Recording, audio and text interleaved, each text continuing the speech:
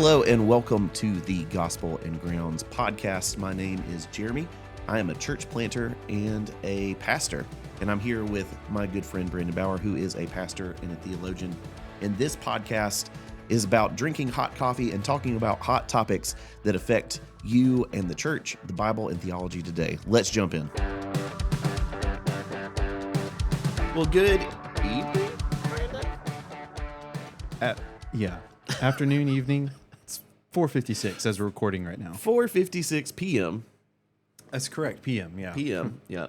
And we're recording early this week because my life dramatically shifted in a lot of ways last week. Yeah, a lot of actually really cool things have happened. Yeah, and since our last meeting, not since our last episode because that was Friday, but since we recorded last time, my wife has gotten a job. And we have put our house under contract. So if you were looking to move to Pickens, too bad, so sad. Not going to get this house. Not anymore. Not anymore. Yeah, and just to clarify for anybody who's listening and you're like, what's happening?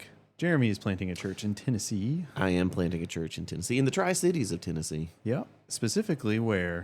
Bristol, Tennessee. Bristol, Tennessee. So this podcast is part of the Evergreen Podcast Network.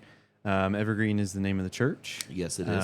So it's really cool. God's provided a lot of awesome things. Yes and amen. So it's really cool to see that. But sadly, that means that we're going to have to figure out how to do this over video soon. Yes, but not so sad. That means that we can upload video to YouTube. So, that's so true. Yeah. Yeah. So you get to see me and Brandon might actually have to take a shower before we do these things now. That's so true.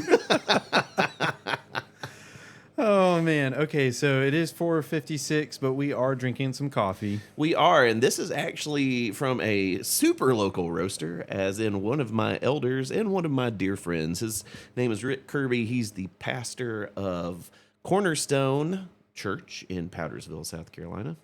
And this is some dark coffee. It is very dark. It is. This coffee will put some hair on your chest.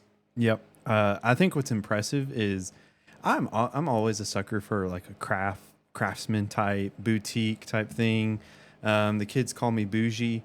I don't know if that's true or not, but it's probably darker than I would normally drink. It's definitely like a Sumatra. Yes. It is very much in that vein. Maybe even almost a French roast. Yeah, but honestly, it is so cool that he roasts his own coffee. Yeah. Like, as soon as you told me that, I was like, wow. Yeah, that's awesome. For a dark roast coffee, it tastes pretty good. Yeah, it's not bad. It's pretty good. It doesn't quite pull your nose hairs like some dark roast does. That's true. Yeah. But it is. I've had darker. Yes.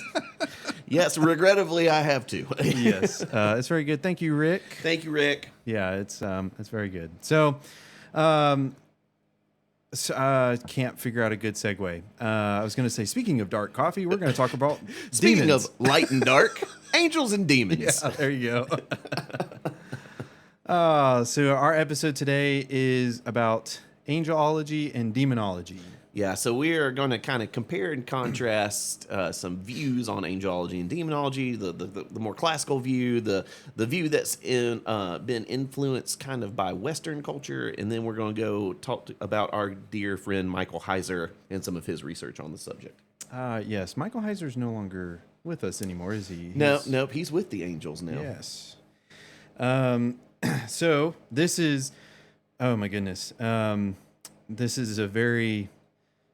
I would say this is probably a topic that we don't hear a lot in the Western church, but I've heard it more recently. I've heard more people kind of asking questions about it, trying to figure it out. Yep.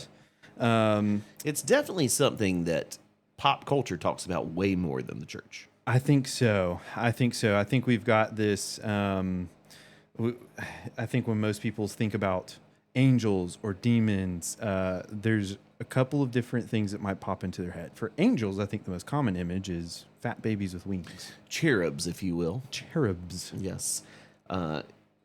Yeah, and for demons, it's red guys with horns and pitchforks. Yes. Yep. Now, what's really funny about that is I remember when I was a kid, there was a show. I, for the life of me, cannot remember what it is. Ren and Stimpy. I don't think so. It was a show about angels and demons, and the angels would fight the demons, and it was some like it was like a cartoon, but it was like a action cartoon type thing. Oh, I have no idea. Yeah, I wish I could remember the name of it. But anyways, I remember watching that thinking, this is so cool. I'm sad this isn't real. Because I think for me growing up, I kind of had the idea that angels existed, but we never talked about what angels were or are, excuse me. Sure. And then we definitely didn't talk about demons. No. Well, my tradition talked about angels and demons a ton. Oh, did they? Yeah. And I think this is a good time to pull up, and we might be talking about this later, but I think this is a great time to pull up this is a good segue. C.S. Lewis, whom I love dearly. I'm rereading the Narnia books, and goodness. Friend of the show. Yeah, a friend of the show, yeah. I wish. But he has this saying that when it comes to, especially when it comes to the spiritual realm, when it comes to demons and stuff, there's usually two ditches that we fall into. Why don't you tell us about those ditches, Brandon? So we fall into the one ditch sometimes where we don't talk about them at all and we don't acknowledge them at all. Mm-hmm. And so we just want to be oblivious to it. And this is the ditch in the tradition that you grew up in? I would say so. Yep. I would say it was... we knew that angels were a thing because we obviously read about them in the scriptures, but we didn't think they did anything now, and we didn't have any good concept of what they were. Okay. Demons were definitely something we heard about, again, from the scriptures, but that's not something that really happens anymore. Right. Or if it did, it was like this really crazy thing that would only happen in developing countries. In the darkest heart of Africa. Exactly. Yep. So that's the ditch we fell into, but there was another ditch that most people would fall into, which is finding a demon around every corner. Yeah, that's the ditch that I grew up in. Yeah. Is, if you went outside and your car's flat, a demon did it. Doesn't matter if you haven't had your tires rotated in 2 years, it was a demon. It was a demon that did it. Demon did it. Or, all the time we would, someone would be praying and like, I command a legion of angels right now. And I wanted to be like, I'm pretty sure that we can't do that. So I think that kind of segues into, let's talk about, there's the classical and traditional view. Let's just kind of talk about how angels and demons have kind of been played out. Yes. Throughout the church, and then we'll start to make our way towards a good framework. Yeah. Or what we would consider more of a healthy framework. Yeah, so let's give an ontological definition, shall we? We shall.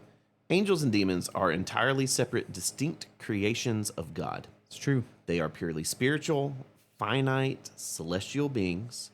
They possess intellect, emotion, and will, but lack physical material bodies by nature, though they can manifest physically. And we do see that in the scriptures. We do. Why don't you tell us a little bit about the cosmic split here? Yes. So we have holy angels, beings who passed a probationary period of obedience and are now eternally confirmed in holiness. Their primary functions are doxological, worshiping God, and maybe jumping ahead a little bit there, but they're also message-oriented, so carrying out tasks and messages for humanity. We see that specifically in Scripture when we... I might be jumping ahead, but when we see Gabriel, who is talking about, delivering the message, and there's a thought that this was Gabriel's job. Yep. Actually, the term angelos in the Greek, where we get our word angel, means messenger. Yep. So we have the holy angels, we have fallen angels, or demons. Yeah, and there's some debate exactly about what these are. I feel like we need... This is where things get a little...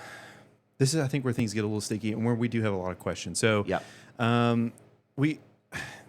there's kind of like this, there's a view of the single synchronized rebellion that occurred prior to human history. And this would definitely be the more popular view in mainstream Christianity. Yeah.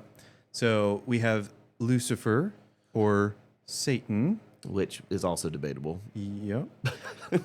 We're trying really hard not to play our cards. Yep. Or show our cards right now. But anyways, This is kind of, I would say this is the view I grew up with. Yeah, this is the classical. Yes. Well, not necessarily classic, but the view that has emerged through Western culture. Yeah. So Lucifer, the highest angelic being, or what we would usually call an archangel, grew proud, and he was also the minister of music, in a lot of the stories I've heard. And so he grew proud. He wanted to be worshipped instead of leading the worship. And so he rebelled against God, pulling 1/3 of the angelic host with him. And they, of course, fell. Mm-hmm. And then they became what we now call demons.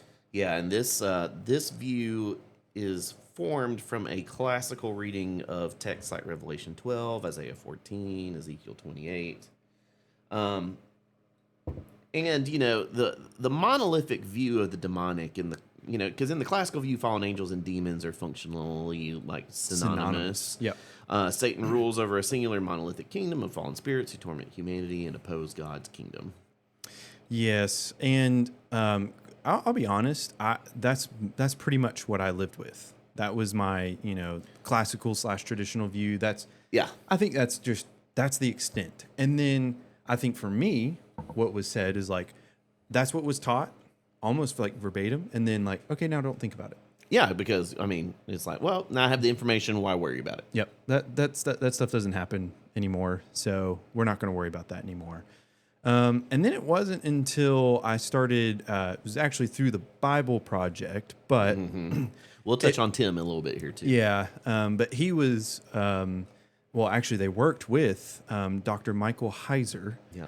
And that's what introduced me into his work. And he actually, you know what? I just realized, let me take a step back. It was not the Bible Project. It was John Mark Comer in his book, God Has a Name. Mm-hmm. And he mentions Dr. Michael Heiser in his work. And then that was further expounded upon in Bible Project work. And then that led me to actually reading The Unseen Realm. Yep. This is where I will tell the classic joke from my grandpa's joke book. Are you ready? Yeah. Do you know what God's first name is? What's that? It's Andy. Andy. Because of the hymn, Andy walks with me.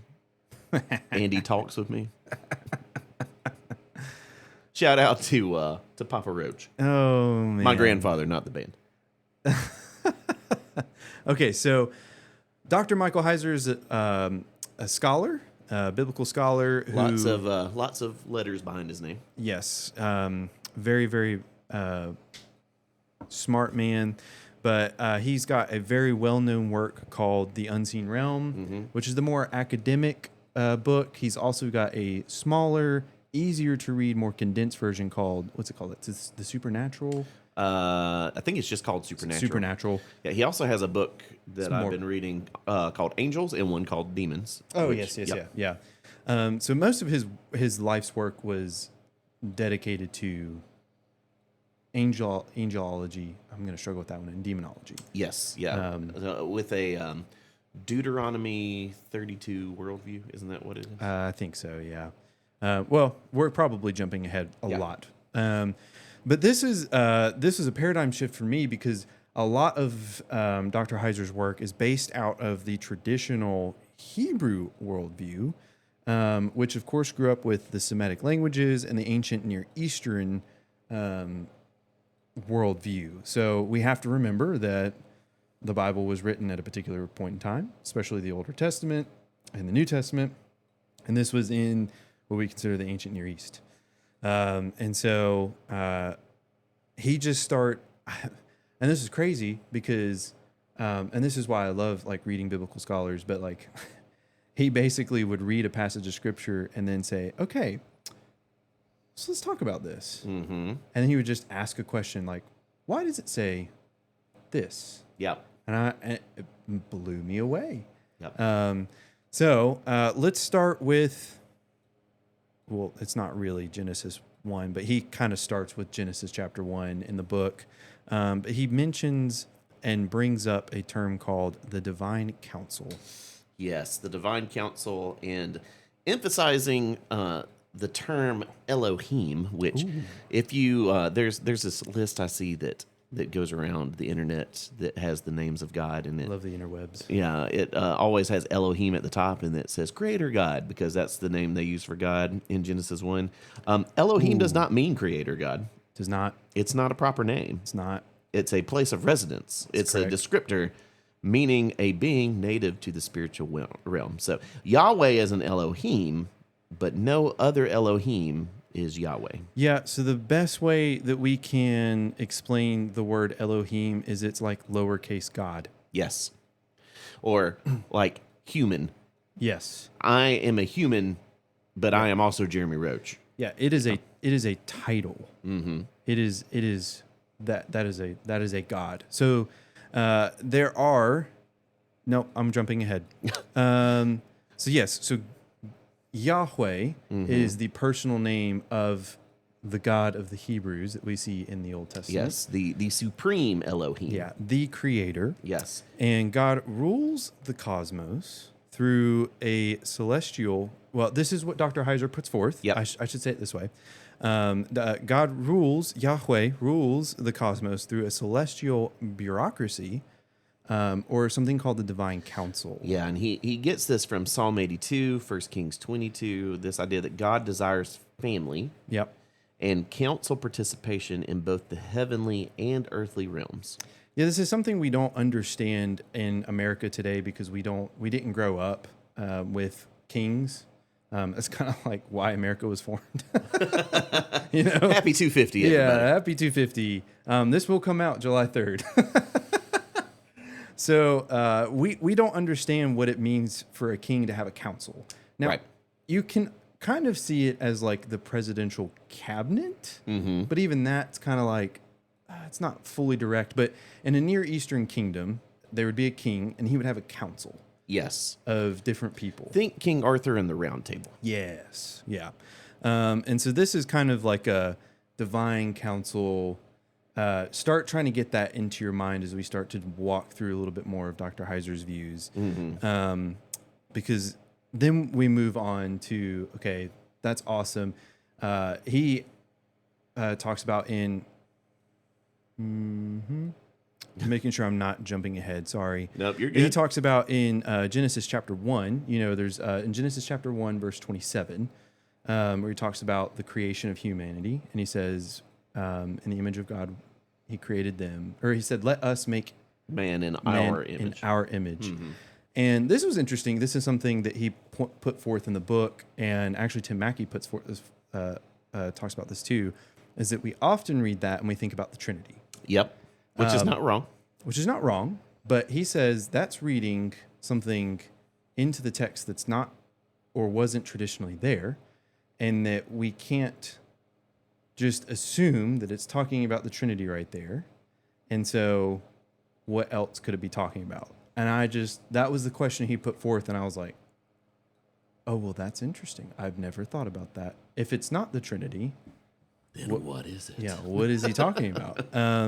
So anyways, that was just a very interesting kind of a little tidbit. I do think it is the Trinity. I think Michael Heiser held the view that they was actually talking about the divine council, which the Trinity obviously is a part of. Right. But there would be other lowercase Elohim, of course, in that divine council too. So anyways, then we, of course, that kind of helps you talk about angels, but that doesn't really help you understand the whole demon part. The darker side. Yeah, the darker side. So he talks about 3 rebellions, kind of like a multi-layered origin of evil. Why don't you jump us off there? So, the thing that most people believe is somewhere in between God saying, let there be light.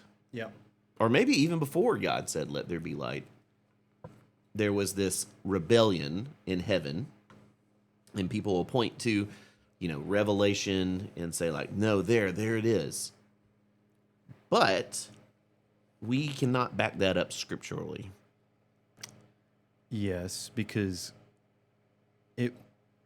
creation order wouldn't quite make sense there, would it? It would not. So if there was, before let there be light, a rebellion in the heavens, which had not yet quite been created. Yeah, that makes an assumption that heavenly beings were created before creation, Or that they are eternal, or that they're eternal, which they're not. which they're not, because then God wouldn't be God if there were other things existing with God before creation. Right. Yeah. Anyway, Anyways. that's a rabbit hole. All Yep. right. So I ascribe to the idea, and I could be wrong. Once again, this is something I'm willing to be wrong Always, yeah. Always could be wrong. that the fall happened for both humans and the Satan in Genesis 3. Yes. First, why did you say the Satan? Well, Ha-Satan is the name, which means the accuser. Now, that's not the term that's used in Genesis 3, but if Right. you go all the way to Revelation, he says Ha-Satan, that old serpent. And so I connect to those two. But Okay. the word used in Genesis 3 is Nahash, Yeah. And That's that the is word I know. the shining serpent entity. Yeah. And he rebels due to pride and envying humanity's dominion, which leads not only to the fall of man, but to the fall of this spiritual being, this Elohim, the Nahash, right? Yep. But then, we see Genesis 6. mm-hmm. So if you read this Genesis 6 with a Second Temple Jewish lens of the term sons of God, Beni Ha Elohim, celestial beings cross ontological boundaries. They step over the line to cohabitate with human women, knowing them in a biblical sense, and producing the Nephilim. Yeah. Oh man, people love to talk about the Nephilim. People love the Nephilim. Or, if you're a good old Southern boy, the Giants. The Giants. And we're not talking about the baseball team or the football team. Baseball team. Baseball team. Yep. You sure? We obviously know sports so well. Sports ball, live and in person. Oh man. So, and this is probably why we're Bible nerds. So this Genesis 6, if you you're reading through Bible in a year and you go through everything, and there's just like you don't live there very long. No, it's like it's like this random couple verses that talks about. There's a lot of assumptions made in Genesis 6, like, oh, you've read these other things, right? Okay, we're just going to touch on it here. Yeah. So you don't get much from the scripture, but I was actually just talking to my wife's family about this, about Second Temple Jewish literature. Yep. We were talking about the Apocrypha and everything. Yep. And those are not scripture, but they're texts that were written by Bible nerds. Yes. In the time of the Second Temple, which is why we call it Second Temple Jewish literature. And they're really just meditations on the Hebrew Old Testament. Yes. So it's definitely something that people like the apostles and Jesus would have been familiar with and probably would have known. Yeah. And if you look, we can prove that they knew it because of passages like Jude 6 and 2 Peter 2:4, where they make clear reference to the parameters that are laid down in these. Yeah. It's always fun to talk about the book of Jude and how he references the book of Enoch. But then, man, we don't stop at Genesis 6 with rebellion. No. Then you have a Genesis 11 rebellion, or what we just referred to as the Deuteronomy 32 worldview. Yes. So tell us about that. At the Tower of Babel, Yahweh disinherits the nations and places them under the authority of these lesser Elohim, the sons of God. Now, a traditional reading of this would say, well, the sons of God are just evil earthly kings. But that's not the word it uses. No. Nope, it's not. That's not the word. And God chooses Israel as his personal portion and gives the rest of the nations over to these lesser gods, and these lesser gods become corrupt, demanding worship and triggering the geopolitical spiritual war of the Old Testament. And what's interesting about this is this kind of assumes that these lesser gods, these other Elohim, have free will. and are Yeah. able to step outside or do the opposite will of God, which is arguably, the ultimate sin is like not trusting God and not trusting his will. So you're telling me that the Kevin Smith movie Dogma got this wrong? Yeah. So, okay. This is where our distinction between fallen angels and demons come in. For Dr. Heiser, fallen angels are the high-ranking cosmic powers, sons of God, watchers, principalities. These are all language we have from scriptures. Yeah. Paul talks about this a lot. He calls them principalities a lot. Currently ruling disinherited nations. Okay. So these are, that's the only way I can really say that. High-ranking cosmic. I don't know how. I'm trying to put that into a contemporary term. This would be sort of like a Zeus or a Thor or So you're kind of comparing those to those high-level gods of mythology. Yeah. Like Baal. Mm-hmm. Commonly known as Baal. Mm-hmm. Jupiter, Mars. All. So and I think we're now kind of showing our cards a little bit. Let's talk about the fact that right before we go into demons, let's just kind of show our cards a little bit and talk about or am I jumping ahead? I don't think I am. Go for it. I think what we're trying to get at is some people would say that Zeus and all those are false gods, meaning they're not real. Yeah. But to a biblical worldview, would you say that those are actual real gods? I would say that they are spiritual beings in rebellion. Whoa. So they're not just empty, stone statues. So they're represented by empty stone statues. But, and I can hear y'all now, picking up your stones, right? But let me read to you 2 Kings 3:27. I was hoping you would. Then the king of Moab took his eldest son, who was to reign in his place, and offered him as a burnt offering to Chemosh on the city wall, horrifying everyone. And there was great wrath against Israel. And Israel's allies withdrew from King Jehoram and returned to their own land. So there was a sacrifice made to Chemosh that had a negative effect on the Israelites. And now you're going to try to read into it and it's like, well, everyone abandoned him because they were horrified and they're like, oh, well, we got to leave because this guy just killed his son. But does it say that? Doesn't really make sense. No. Let's actually look it up in Blue Letter Bible and see what the Hebrew says. Shall we do that? I think we shall. Now, my Blue Letter Bible app is loading. Yeah. I think one of the things, while it's loading, while we're getting there, I think one of what we're trying to point out here is we're not polytheist, which is you believe in many gods. We are monotheists, which is there's one God. However, we are what we would call biblical monotheists, which means that we don't think that all these other gods are just fake and that they were just created up and thought up. I mean, they were, but they're not. Man, this is really difficult to put into words. Yeah, it's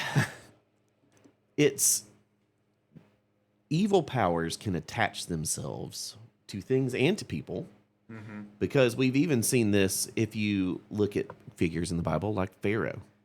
Yep. Or Nebuchadnezzar. Yep.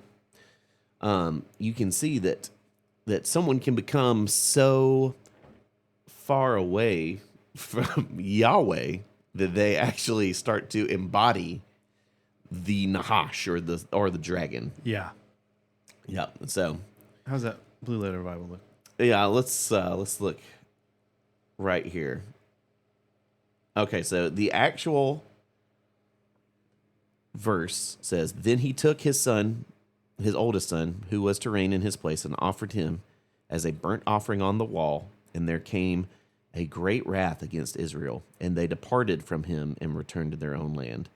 So any version that you read that says, "And Israel's allies left them because they were horrified," that is not in the original text. Yeah, I think what we're trying to get at is that for the biblical authors, for the people who live, for the the ancient Israelites, they believed that Yahweh was the creator God and the one who created everything. However, they also had in their worldview this idea that Baal was a real spiritual being who was evil, and that you could worship Baal and that he would do things. Well, we even see with people like Moloch, Asherah, Baal, we see real, not reverence, what is the word, but like real tangible things with these rebellious spiritual beings. And now here's the thing. They were not Yahweh. So you have the whole thing with Elijah and Mount Carmel. Yeah. And you very quickly realize that they're not the same. They're not on the same playing field. This is not. We're not saying that Baal or any of them were gods on the same level as Yahweh. These are lesser spiritual beings who are in rebellion to Yahweh. We would call these fallen angels. Fallen angels. And when we mean by fallen angels is it's not that they joined Lucifer in this, rebellion. It's that they decided to step outside of God's will and do their own thing. They decided that they would receive worship like Yahweh, which is exactly what the Satan, the Nahash. The Nahash, Now, so tell me, what is a demon then? Demons, or help me with this word. Shadim, yes. Unclean spirits. So these are, according to Dr. Michael Heiser, these are the disembodied spirits of the dead, Nephilim. Because I guess if you are some sort of amalgamation of a human spirit and a angel spirit, you would have nowhere to go. Yeah, there's something about the intertwining of the spiritual being and the human that was against the created order of what God had created. Well, and not to go down a hole, and I don't think we're going to touch on this in our notes, but I'm just going to go for it. This is a lot, isn't it? It is a lot. So if you look at what it seems like the Nahash, the Satan, the devil's plan was from the beginning was to put humans into an eternally fallen state. Right. So we see this in the garden because, I would not have been surprised if God hadn't showed up on the scene if then the Nahash's plan was to push them to go eat of the tree of life. But that's another topic for another day. Yeah. Yeah. So now let's move on to talking about our friend Tim Mackie.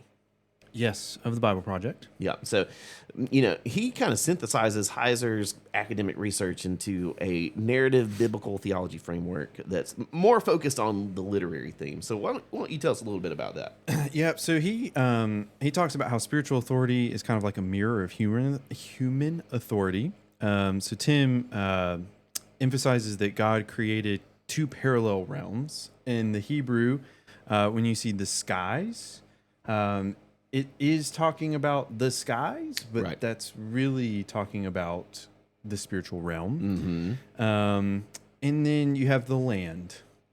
And the land is where we inhabit. Okay. And the sky is where the spiritual beings inhabit. So you have the spiritual host and you have the human host. And both were given a mandate to rule and partner with God. Okay. So we see this from... And this is going a little bit off script, but we see this because in Genesis chapter 1, we have the light that was created. And then in day 4, we had the sun, the moon, and the stars. Right. But there's a very important thing that it says in there. that they were appointed to rule over the day and the night. Mm-hmm. So are you implying that they're more than just the heavenly bodies that we see in the night sky? Yes. According to the biblical authors. According to the biblical authors, yes. But then, of course, you see later on, obviously, humanity, Adam, was tasked to be fruitful, multiply, and then to rule and subdue the earth. Right. So we have these kind of mirrors of spiritual authority and human authority. And then in the New Testament, we focus a lot on, Paul talks about rulers and authorities. Yes, and we have a Greek word for that, don't we? We do. I'm gonna need you to do it because I'm going to attempt to do it. okay, Stoicheia. I like that. I mean, I was gonna say stoicheia, but I mean- don't think that's right. my cards on the table. My Hebrew is much better than my Greek. Usually my Greek is pretty good, but Yeah, that's why I keep you around. I know. Honestly, this is gonna sound really probably uppity, but if it were actually written in Greek, I might actually be able to pronounce it a little bit. I know. I shouldn't even said that. If I was in Koine Greek, I could. Yeah. Anyways, so Mackie focuses heavily on New Testament language regarding principalities and powers. So Paul talks about this a good bit. And he views these spiritual rebels as like corporate systemic forces. So these are the things that animate human institutions or empires. So this would be like Babylon or Rome. Yeah. Or take your pick. Egypt. Yep. And then ideologies, again, take your pick. Twisting good cultural systems because government and culture are good things. Yes. Those are not inherently bad, but these rulers, principalities, and powers twist those and make them into oppressive structures of death. So, someone once said, "What God creates, Satan counterfeits." Is that kind of what you're going for? Yeah. So essentially, one of the things I don't think we even talked about this, but the fact that like the Satan, the accuser, the enemy, whoever, whatever he is, the enemy of God is not God. Right. So that means he's not omniscient. Yep. He's not all powerful. Right. He's not any of the omnis. Nope. But it also means that he's not default creator. He can't create. He can't create. Angels do not create. So he is, and like we create. We do, because we're made in the image of God. Made in the image of God. So he can counterfeit. Yes. And so when it comes to, a lot of people, I think one of the hot button topics of our day is talking about systemic issues. And I think that's a real thing. I think we do have real systemic issues. But Paul would tell us that, remember, our battle is not against flesh and blood. Right. It's against powers, principalities. Yep. And rulers. And this is the idea behind it is not that the president or the king is evil. It's what's behind what is behind that. Not the thing, the power behind the thing. Correct. The evil behind the thing. Yeah. And so this was honestly very eye-opening for me when it came to the problem of evil, and then talking about systemic issues. But Tim does affirm the personal reality of these spiritual entities. And his framework kind of highlights their functional operations. So demons and spiritual rebels work by deceiving human imaginations, exploiting human flaws, and keeping humanity captive to the fear of death. So it's not just systems and like, it's not just that the demons and the fallen angels would corrupt just like governments and stuff. Right. There are intertwinings within personal. Yeah, and with Tim's view, and I think I like this view, I think it's compelling to me, is that God in the beginning created, and then since then the enemies of God have been trying to decreate. Yes. So there's this decreation motif that Tim talks about a lot. Tell us about that. Yeah, so it's frames evil as like a parasitic force that decreates. So demons, fallen angels, the Satan, the enemy, whoever, do not have creative power, as we just discussed, but so they can only distort, fracture, and vandalize the original beautiful Asa craftsmanship of God's physical creation. Yes. It's very, I think this is very compelling and very eye-opening for me because it helps me understand, the problem of evil and a lot of different things that are very difficult to work your head around. And not that I fully understand the problem of evil. I'm not saying that, but this helps me get some like feet underneath me. Yeah. So I can kind of like start working towards like, oh, okay, I can see why A, Paul said that, but then B, I can kind of see like it can get frustrating. And we're going to talk about Jesus here in a second. So I'm not going to jump quite to our solution just yet, but before we get there, let's do some comparison. So we talked about that traditional classic kind of view of angels and demons, and then we laid out Dr. Heiser's work, and then how Tim has kind of expanded upon that with the Bible Project. And now let's compare the two and just kind of lay them all out there. Yeah, let's do some quick hits. So let's talk about demons first. So demons. The origin of demons, the classical view are that demons are simply the original angels who fell with Lucifer before the creation of the world. Now, the doctors, Heiser and Mackie, would say that demons are a specific subset of spiritual entities. Yep. That these disembodied hybrid spirits of the deceased Nephilim from Genesis 6 Watcher Rebellion. Yeah. The identity of Satan. So in the classical view, Lucifer was the top tier cherub / angel who ran a coup in heaven. And now he's like a singular boss of all evil. He's kind of like the main boss at the very end of the video game. Yeah. For Dr. Heiser and Dr. Mackie, that entity in Genesis 3 is a divine council member, a Nahash, a seraph, shining ruler. And then the term Satan in the Old Testament is often a title called the adversary or the accuser. It's kind of like a prosecuting attorney. And it's not a proper name. And it's kind of evolved into a singular dark persona over redemptive history. So yeah, you could say that the Nahash was a type of accuser. Yes. Or an accuser. Yeah. Yep. So just on this point, I've had this conversation with my dad before, but he kind of, we were talking back and forth, and he said, "So you don't believe there's a singular person named Satan?" I was like, "Well, Satan is a title. So is there one singular big evil person? I don't know. But I think that's probably a question a lot of people are going to have. Right. So what do you mean there's no Satan? Like, is there like a ruler of the evil people, or is there not? Honestly, don't know. Yeah, and it gets difficult because what about the Diablos? What the Diablos, the Nahash, the Chaos Dragon, all these different things, and you do see, and we're going to get to Revelation eventually. We promise y'all. Yeah, it's coming. And you have to ask yourself when you're reading books like that, like what's literal, what's figurative, what's apocalyptic language, what's not. So we do see kind of an unholy trinity in Revelation with the false prophet, the beast, and the serpent, the dragon. In Revelation? So normally the unholy trinity I talk about is like the flesh, the world, right, and the enemy. So you're talking about specifically for Revelation? I'm talking about the Revelation imagery.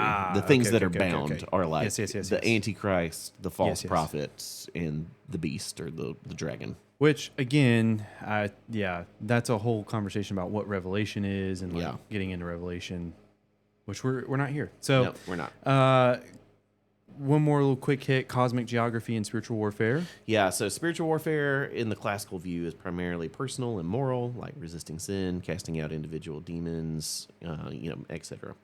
While Doctors Heiser and Mackie would say that warfare has a massive geopolitical dimension, the Deuteronomy 32 worldview here again.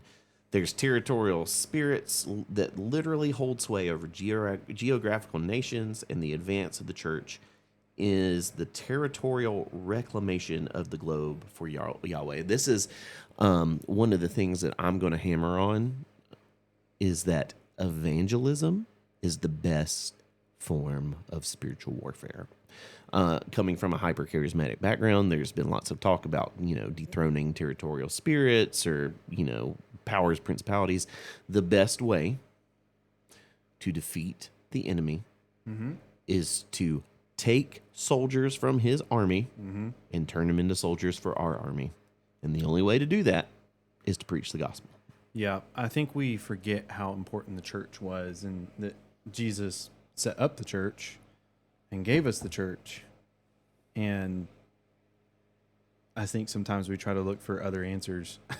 Yeah, because, to kind of bring us home, regardless of whether you subscribe to the classical binary model or the divine council worldview, the ultimate conclusion is Christology, is Jesus.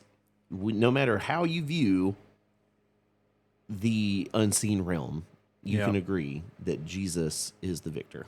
Yeah, Jesus' atonement is what disarms the principalities and powers. So by him dying and rising physically, Jesus broke the legal claim of the cosmic rulers. He canceled human debt, and he began the global process of reclaiming the disinherited nations. Yeah, so whether you hold our view or the classical view, the work of Christ restores us to our original design. To act as the true images of God, ultimately destined to rule alongside him and even judge angels, according to 1 Corinthians 6:3. Yeah, and this is just going back to the garden. Yep. Where we were supposed to be ruling in the first place. That's it. Okay, so I want to bring us full circle back to what C.S. Lewis said about the friend of the ditches. show, C.S. Lewis. Yeah, friend of the show. You can fall into two ditches, and we don't want you to do that. Don't fall into the ditch where you just kind of disregard the spiritual world and you just think, it doesn't really matter, doesn't matter to me.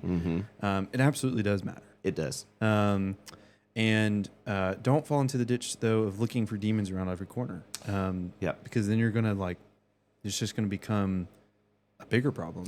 Yeah, the things about ditches, especially here in the South, they're full of snakes. They're full of snakes. Full of snakes, man. So I think this week I want to leave people with some questions. Do it. So I like to challenge people to think about things. It's kind of what the whole podcast is for, is to help ask questions of the Bible. So first question is, how does recognizing a complex spiritual realm kind of alter the way that you read strange Old Testament narratives? So think about Genesis 6. Think about when they send the goat out to Azazel. Think about these, the passage where Saul goes and finds a medium. And raises. That's 1 Samuel. I don't remember what. Can't remember what the exact word, but she raises. Oh yeah, raises Samuel. Yeah. And he's there, and it's kind of like, wait, what? Yeah. What are we doing here? What are we doing here? There's a lot of passages in the Old Testament, especially. There's passages in the New Testament too. Yeah. That are just like, oh my goodness, what do we do with that? Yeah. Jesus talks to a lot of demons in the Gospels. He does, but. How does recognizing that there's a complex spiritual realm, how does that alter the way you look at those passages? And then number 2, does viewing spiritual evil as both a personal reality and a systemic institutional force change how you live out your daily Christian witness? I think it should. Yeah, I think so too. Well, let me bless us, and then we'll get back, and we might just be in your feed sometime mid next week with a very special episode. Whoa, we'll see. Teaser. All right, so I bless you to go out this week and recognize that our struggle is not against flesh and blood, but against powers, principalities, and dark forces in heavenly places. I bless you to rest securely in the absolute victory of our good King Jesus and to walk in his peace. Be blessed in Jesus' name. For Gospel and Grounds Podcast, I'm Jeremy. I'm Brandon. And we will talk to you here soon. Yep. Bye. Thanks for listening to the Gospel and Grounds podcast. This is part of the Evergreen Podcast Network. Our theme music was provided by the band Splitwave. And if you'd like to learn more about this podcast and others, you can visit evergreentn.cc. As always, we bless you to grow in the way of Jesus together.